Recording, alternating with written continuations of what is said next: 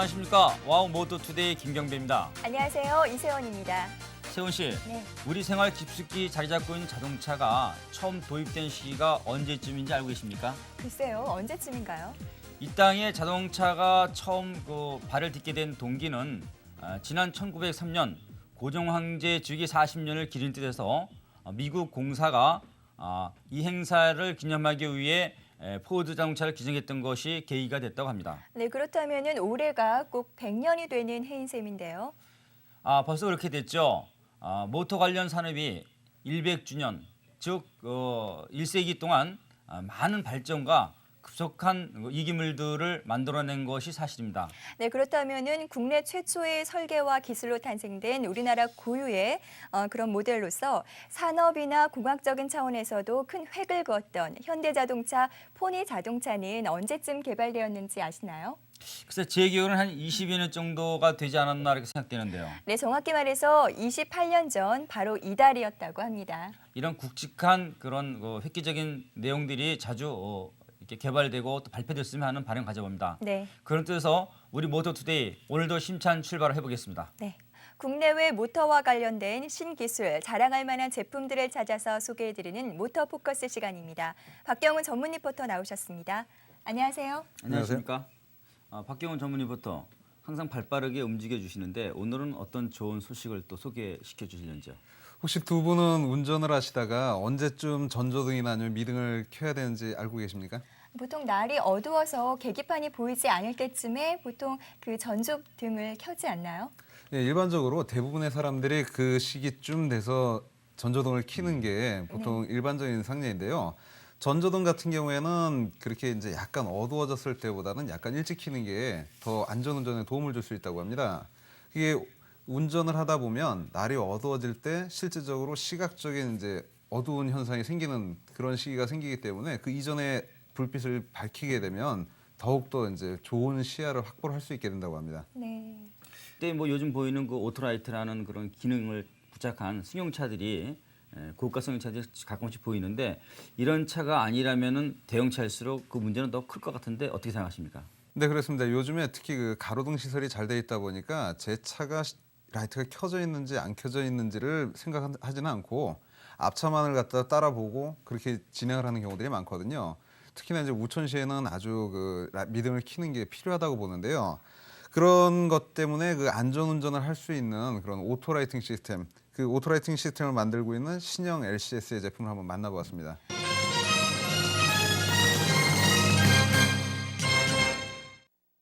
주차가 되어 있는 차를 보면 가끔 미등이 켜져 있는 차를 발견하게 됩니다.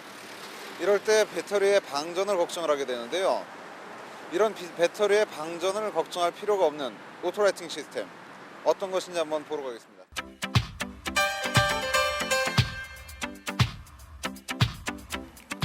ALS 2001 제품이 오토라이팅 시스템이라고 들었는데요. 어떤 제품입니까? 예, ALS 2001 오토라이팅 시스템은 운전자의 의지에 상관없이 주변 환경, 즉 밝기에 따라서 자동으로 자동차의 등화를 해주는 장치입니다. 이 제품을 그럼 개발하시게 된 동기는 어떻게 되나요? 예, 개발하는 동기는 모든 사고는 항상 사소한 데서 일어납니다. 네. 운전자들의 상식에서 볼 때 등화는 굉장히 좀 사소한 걸로 생각하고 있는데요. 그 사소한 부분을 자동화시켜줌으로 해서 커다란 교통사고 예방 효과를 얻을 수 있다고 생각해서 만들었습니다. ALS 2001을 사용하면 미등이나 라이트를 직접 조작하지 않아도 되므로 편하고 안전하게 운전을 할 수가 있습니다. 또한 운전자의 실수로 인해 점등을 하지 않아 배터리가 방전되는 것을 방지할 수 있고요. 지하 주차장, 터널, 지하차도 등에서 적절한 점등을 해줌으로써 운전 시야 확보는 물론 접촉 사고 예방에도 큰 도움을 받을 수가 있습니다. 그런데 지금 유럽 같은 데 보면은 그 법률로 상시 등화를 할 수 있도록 만들어 놓은 그런 나라들 있잖아요. 그런 나라들하고 비교했을 때는 어떤 차이가 있다고 볼 수 있을까요? 지금 상시 등화를 하고 있는 나라는 북미나 아니면 북유럽 쪽에 캐나다, 노르웨이 등에서 사용을 하고 있는데요. 네.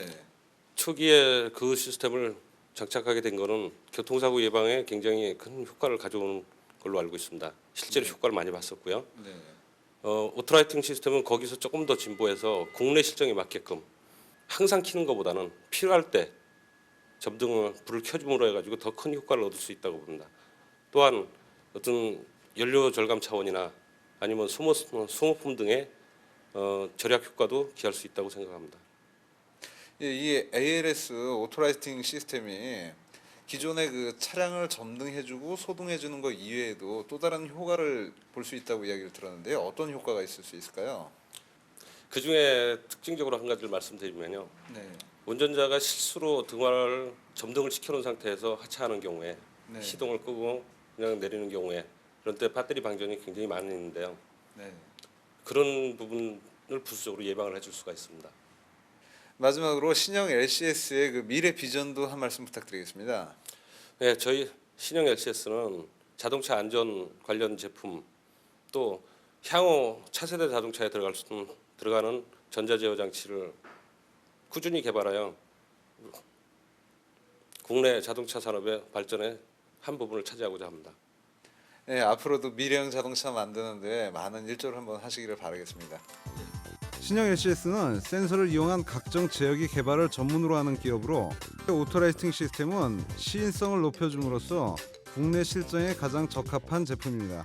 오토라이트 부분 신기술 실용 신안을 출원 중이며 차량용 오토라이팅 시스템을 비롯해 가로등 제어기 개발, 사인보드 컨트롤러 개발 및 자동 제어 설계 등으로 주목받고 있는 회사입니다.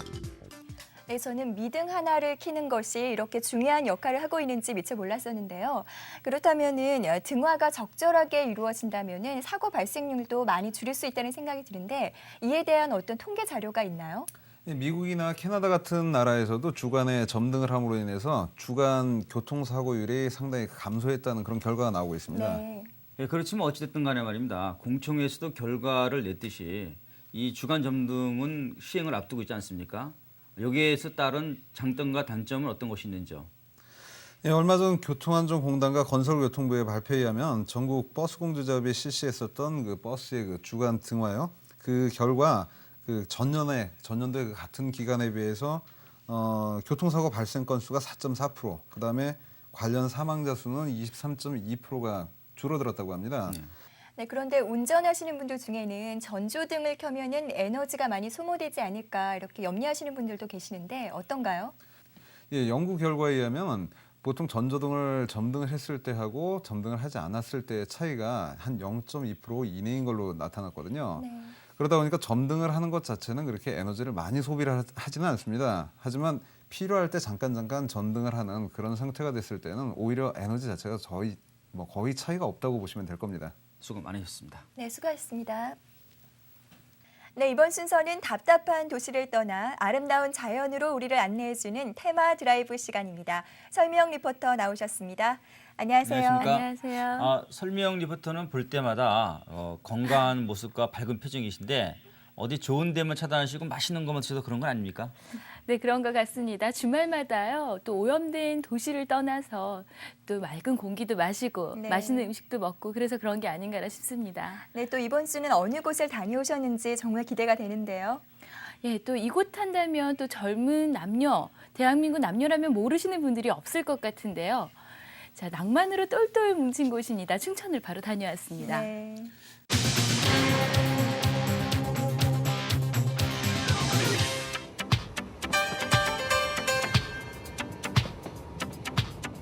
오랜만에 떠나는 기차 여행에 가슴은 두근두근.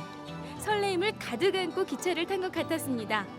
단란한 가족과 보기만 해도 부러운 다정한 연인들, 그리고 마음 맞는 친구들과 오순도순 얘기를 나누기도 하고요. 드디어 기차는 춘천역에 도착.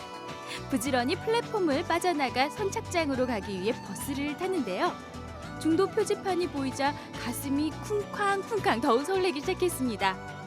중도로 들어가기 위해서는 이렇게 유람선을 타고 들어가야 하는데요. 겨울 햇살을 받으며 반짝거리는 의암호를 보자 중도에서는 어떤 즐거움이 기다리고 있을까 정말 기대가 되더라고요.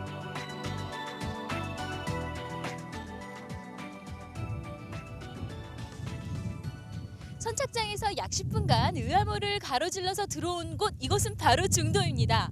중도는요, 연인의 섬으로 유명하기도 하지만 또 신석기 시대부터 철기 시대 문화까지 간직하고 있는 그런 유적지로 유명한 곳이기도 합니다. 이곳에서는 고대 유물을 곳곳에서 어렵지 않게 만날 수 있었는데요. 적속청이며 각양각색의 고인돌과 고대인들이 살았던 움집까지. 사람들이 중도를 많이 찾는 데는 분명히 이유가 있을 텐데요. 아름다운 호수와 산뿐만 아니라 이렇게 자전거를 탈 수 있는 낭만까지 있어서 더욱 사랑받지 않나란 생각이 듭니다. 저도 한번 타봤는데요. 시원한 의암을 바람 맞으며 타는 기분이 서울에서 탈 때와는 정말 비교할 수가 없더라고요.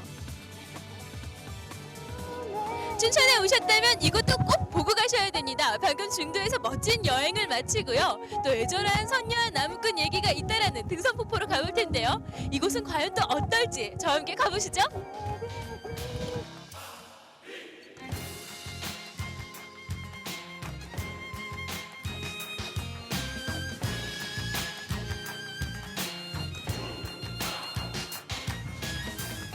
정말로 이 안에 들어오니까요. 기암절벽들 정말 놀랐습니다. 하늘까지 쭉 뻗어 있는 그 기암절벽에 다시 한번 가슴까지 팍 시원해지는 것 같은데요. 초겨울의 정취 그냥 느낄 수가 있습니다.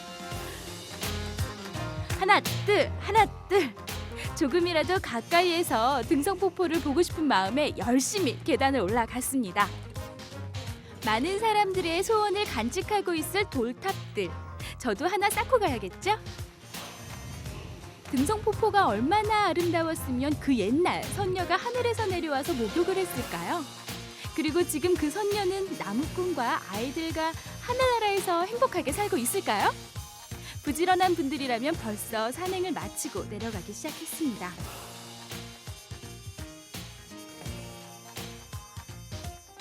역시 여행의 즐거움이라고 한다면 이 먹는 즐거움을 빼놓을 수가 없을 것 같아요. 아름다운 정취도 보고 맛있는 음식도 먹고 정말 일석이조가 아닐 수가 없겠는데요. 내일 아침에는요, 온 가족들 모여서 또 춘천 가는 기차에 몸을 실어보는 건 또 어떨까요? 저는 이만 서울로 돌아가도록 하겠습니다. 네, 연인들의 섬이라는 말이 정말 딱 들어맞네요. 곳곳에 연인들이 보이고 또 갓 결혼한 신혼부부까지 보이고 그렇죠. 또 가족들하고 아이들이 이렇게 손잡고서 나들이 하는 모습 보니까 참 보기 좋았는데요. 우리 설미영 리포터도 이렇게 누군가와 함께 갔으면 더 즐거운 여행이 되지 않았을까 싶은데요. 아무래도 저도 그런 모습을 보니까 네. 누군가와 같이 갔으면 더 좋지 않았을까라는 생각이 네. 들었습니다. 이렇게 날씨가 추운데도 불구하고 우리 설미영 리포터께서 충격을 받을 만한 그런 문제가 있었다면은 지금은 말고 한여름철 말이에요. 인산인해를 이룬다는 그런 그 중도 얘기가 정말 사실이겠네요. 네, 그럴 것 같습니다. 저도 그곳에 가니까요. 일단은 그런 여름철에 그런 인산인해를 이뤘을 것 같은 그런 장면이 연상이 되더라고요.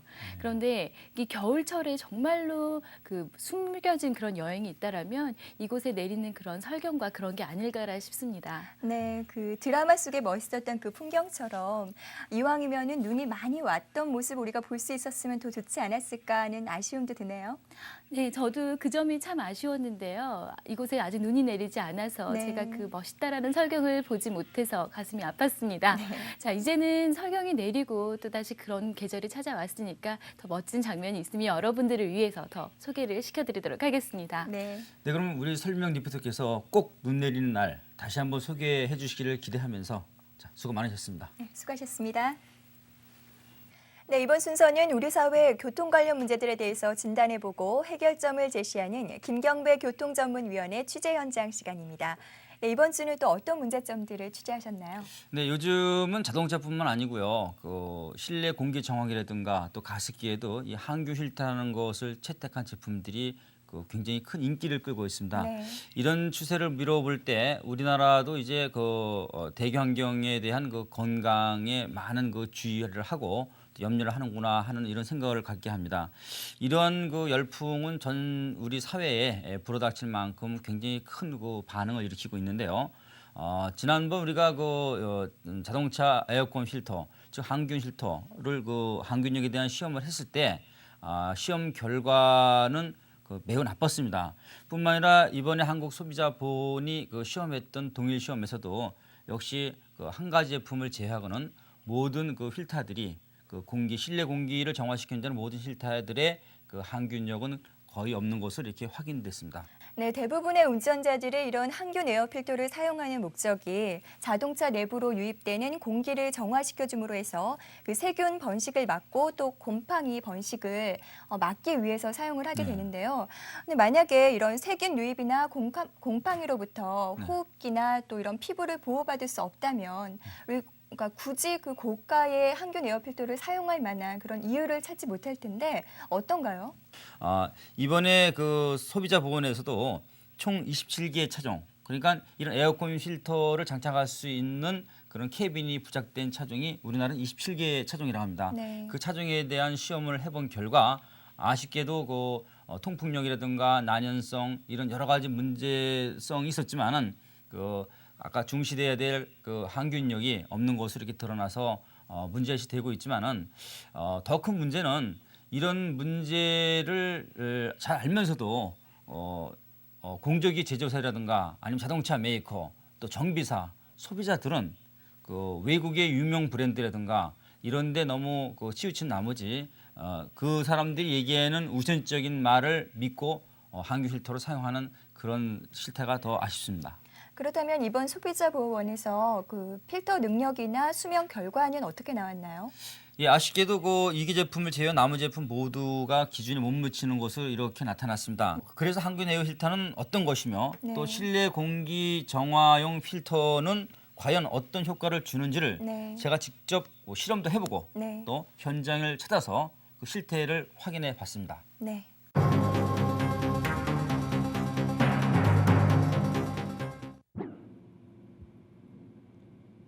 우리나라에서는 자동차 실내 공기를 정화시켜주는 필터를 항균 필터라고 불리고 있습니다. 그래서 교통시민연합 산하 교통문제연구소에서는 전국에서 생산되고 있는 항균 필터 11사 제품을 쓰고 한국화학시험연구원에 항균력 시험을 의뢰한 적이 있습니다. 시험 결과 이곳에서 생산되는 단 한 개사 제품만이 항균력이 있는 것으로 확인됐습니다. 뿐만 아니라 한국소비자보건에서도 항균 필터에 대한 여러 가지 시험을 해본 결과 역시 문제점이 많은 것으로 확인됐습니다. 그래서 저는 오늘 실내 공기 개선에 큰 역할을 하는 기공도에 대한 시험을 직접 해보도록 하겠습니다.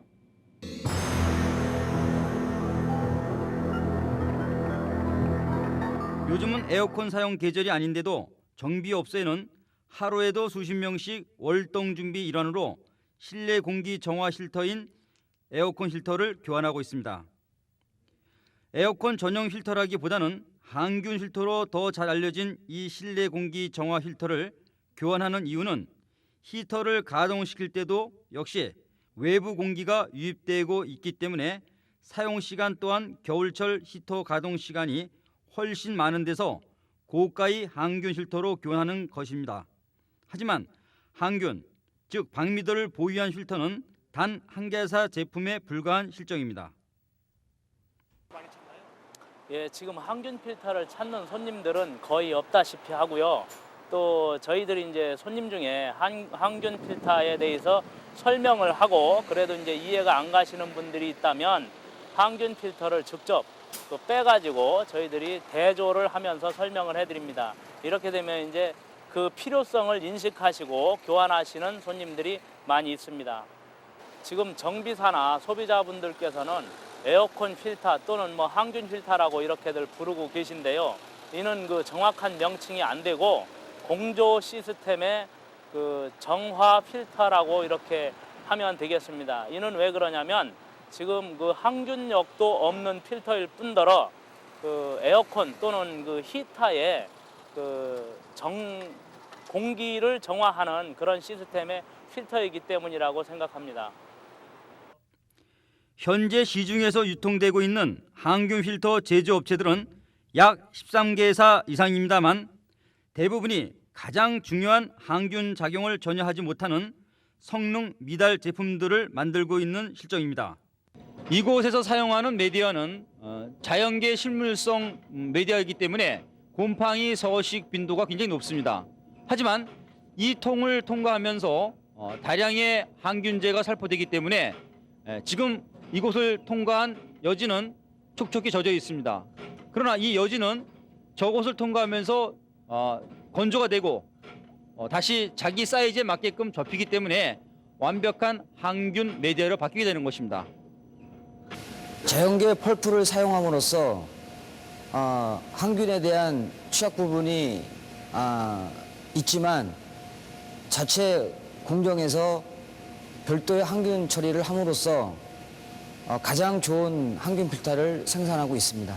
어떤 종류의 그 항균 처리를 했기 때문에 그런 문제가 없는 겁니까? 저희 항균제 제품은 그 미국 FDA에서 승인을 얻은 항균제거든요. 그래가지고 그 인체에 무해하고 일단 자동차에 첨가가 되면은 곰팡이나 박테리아가 전혀 서식을 할 수 없는 그런 제품입니다. 네, 제도적인 규격이나 성능, 기준들이 1차적으로 마련이 되어 있고요. 네. 더 나은 제품을 위해서 개정을 서두르고 있다는 것으로 알고 있는데 어떻게 진행되고 있나요? 네, 이번 시험도 역시 그 생기원에서 마련한 최신 시험 장비가 있었기 때문에 가능했던 것으로 이렇게 알고 있습니다. 네. 이런 다양한 시험을 할 수 있는 것은 역시 이런 장비가 있어야만 되기 때문에 그 우리 그 산업자원부나 아니면 그 기술 품질원에서도 이런 장비는 갖고 있지 못합니다. 때문에 여기서 나오는 결과를 토대로 우리나라 한국산업규격도 조속히 바뀌어야 될 것으로 생각됩니다. 네, 지난번 교통문제연구소에서 한국화학시험연구소에 의뢰했던 실내 공기 정화용 항균 에어 필터가 단 한 개사의 제품만이 그 완벽한 방미도를 유지할 수 있었다는 그런 항균력을 인정을 받았었는데요. 그렇다면은 아무래도 제조 설비나 이런 시험 장비 투자가 남다를 것 같은데 이 회사가 규모가 큰가요? 또 우리나라의 그 유수업체보다 규모가 작은 그런 회사입니다. 하지만 이 업체에서는 설계뿐 아니라 디자인 또 거기에 대한 금형도 파고 또 사출까지 하는 이런 일괄 작업 속에서도 가장 중요한 것은 완제품의 항균 처리를 재처리한다는 것입니다. 그렇기 때문에 이 회사 제품만이 항균형을 인정받은 것 같습니다. 네, 오늘도 수고 많으셨습니다. 네, 이런저런 정보를 전해드리다 보니 어느덧 저희 와우 모터 투데이 마칠 시간이 됐는데요. 네, 어떤 사람은 같은 시간을 갖고도 아직도 많은 시간이 남았구나 하고 생각하는 반면에 성급한 마음을 가진 사람은 이것밖에 남지 않았나를 안타깝게 하는 경우가 많다고 합니다. 네, 어느덧 12월 중반이 다가오고 있는데요. 올 한 해 아직 마무리하지 못하신 일들이 계신 분들은 마음이 많이 조급해지실 텐데 이럴 때일수록 더욱 여유 있는 마음을 가지시는 것이 필요할 것 같습니다. 네, 아직도 이만큼 남았구나를 생각하시면서 여유 있는 시간 갖기를 바라며 저희는 다음 주 다시 찾아뵙겠습니다. 안녕히 계십시오. 본 프로그램에 의견이나 제보를 주신 분은 곰팡이 생성을 억제하는 주식회사 아펙에서 항균 에어 필터를, 안개 지역, 구분도로, 터널 등의 길을 안내하는 주식회사 인텔링스의 음성 안내 시스템을, 고의도와 지지력을 보장하는 KS 인증의 주식회사 유일의 안전 삼각대를, 야간 시 안전을 보호하는 개인 안전 위치 표시 등 주식회사 성우공업의 트라이스타를 추첨을 통하여 드립니다.